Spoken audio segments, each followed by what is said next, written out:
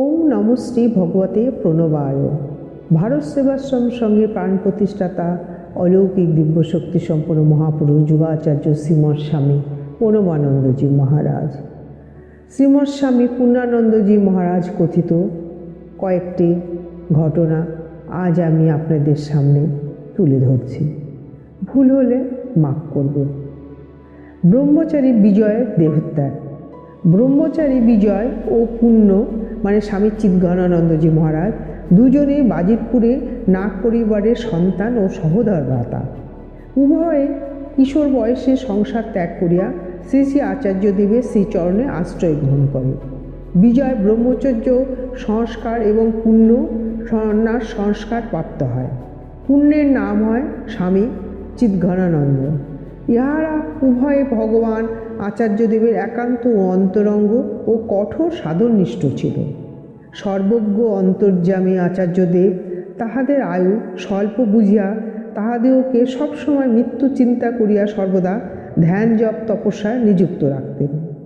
ব্রহ্মচারী বিজয় মাত্র 2 বৎসরের সঙ্গ জীবনে যে নিখুঁত জীবন আদর্শে স্বীয় জীবন ফুটাইয়া তুলিয়াছিল তাহা পরবর্তী সঙ্গ সন্তানদের নিকট আদর্শরূপে চিরকাল বিদ্যমান থাকিবে।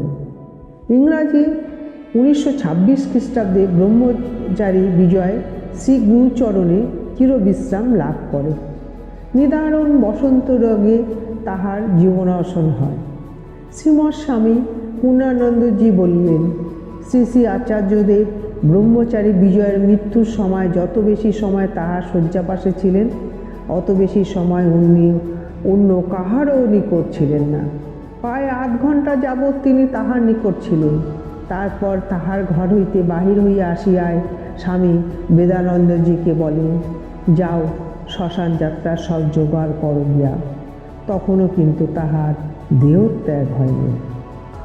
আরেকটি ঘটনা 1926 খ্রিস্টাব্দে গয়া আশ্রমে যখন আমি ছিলাম তখন একদিন স্বামী আচার্যদেব তাহার ভোগ গ্রহণের পর আমাকে উপরে দোতলায় তাহার প্রসাদ গ্রহণের জন্য ডাকিতেছেন। কিন্তু তখন আমি রান্নাঘরে খুব ব্যস্ত। স্বেচ্ছাসেবকদের তাড়াতাড়ি রান্না করিয়া খাওয়াইয়া দিতে হইবে। তাহারা স্টেশনে কাজে যাইবে, কারণ ট্রেন আসিবার সময় হইয়া গিয়াছে। একদিকে ব্রহ্মচারী বিজয় আমাকে পুনঃ ডাকিতেছে শ্রী শ্রী আচার্যদেবের প্রসাদ গ্রহণের জন্য, কিন্তু আমি তাহাকে 2-3 বার ফিরাইয়া দিলাম। এই কথা বলিয়া যে আমি এখন খুব ব্যস্ত।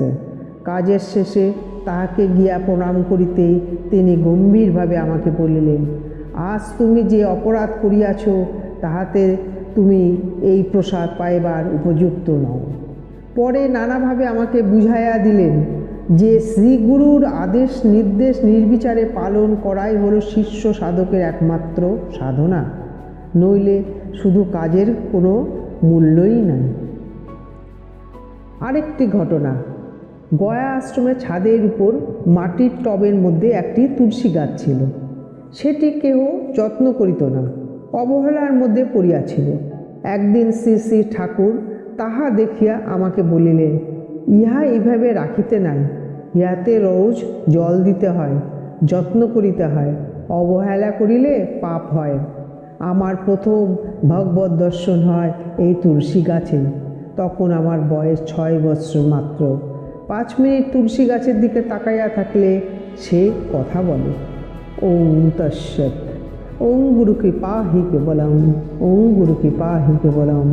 ওং গুরু কৃপা হি কেবলম।